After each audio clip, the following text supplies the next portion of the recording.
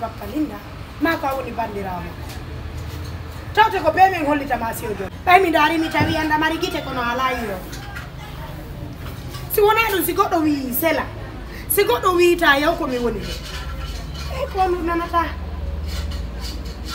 awa do hande kadi mi buttina bidda mon jomba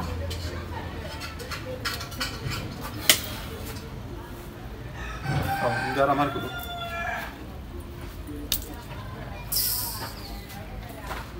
no haylo to si linda jombama anko be mi ne abare sabuma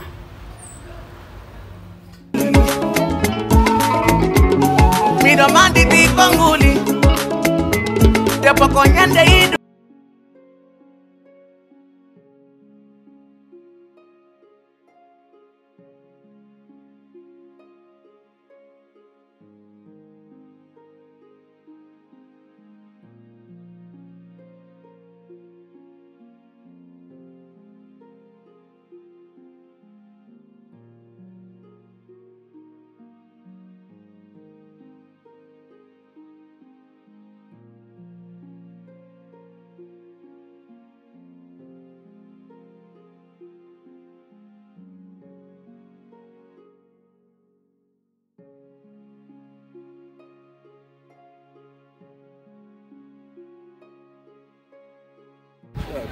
ça va? Well, tu as dit, ah non, mais femme ou quoi, on dit dans le quartier, mais on dit vibes qui sont un peu différents. Comment on a mis la fois de l'été, il nous donne il nous donne parce que non, copine, non, ben copine, il non est. Il est pas comme une ambiance. Il faut tailler quand on est en femme, mais il est temps. On dit ma quartier américain. Quartier. Comment on dit? Il faut l'attaquer beaucoup de programmes de longtemps. Enfin, mais le quartier mon on a cool quoi. Comment on dit? Ah non, comment on dit? Fait que you mets le quartier mon. You. Enfin, quartier do you. Mais bah mina quartier do mi buri bazade. Enfin mais vu que andi yimbe hay stayu bi andi ndira mais si be yidira tung. Enfin puis go do fait que da ko ma ko. Enfin ngono quartier mon do.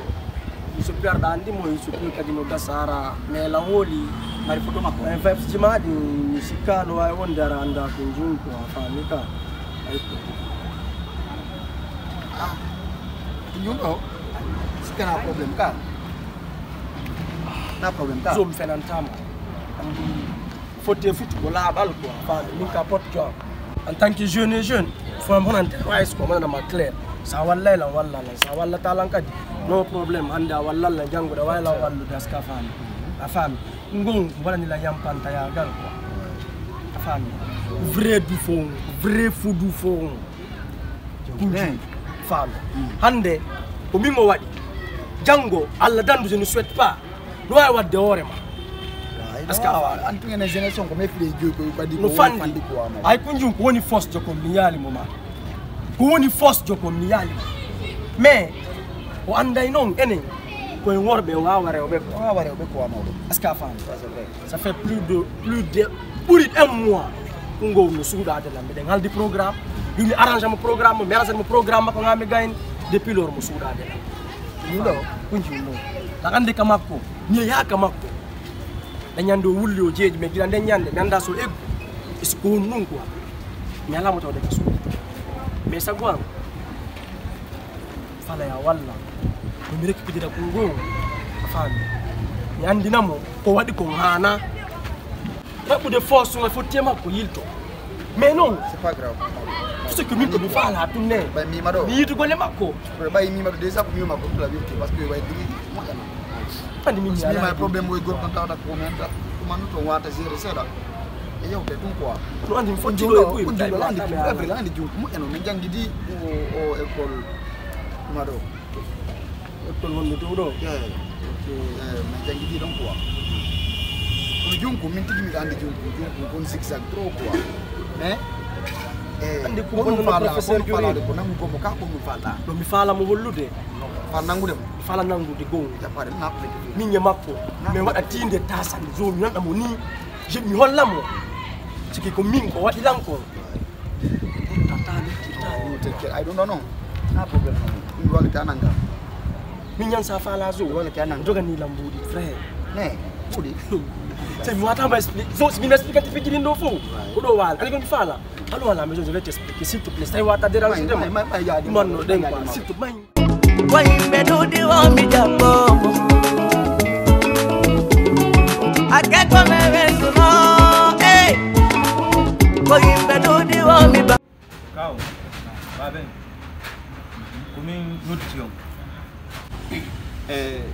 Mi jindi mi jitike mi tawi ko yewtudo lankon ko gonga. Hande kam woni do. Wi yido ma c'est la veloma. Kono woni. On propose ni lang ojo tendu ando. Kono o dano ko bernde han mais mi tawi fayda onno ka berdan kono kambe fami waddo be idala joni non yotto lanko joni la bawmu are ko mi wi no la migitare ma yon hambo taw han gara programme mi o wala on joni are di wakkilike joni bawmu are ko yido wonde kadi ko dum wonde watte awa minani mi welti ko joni sina mi payo no do babe min ko kawma kasengo yo mama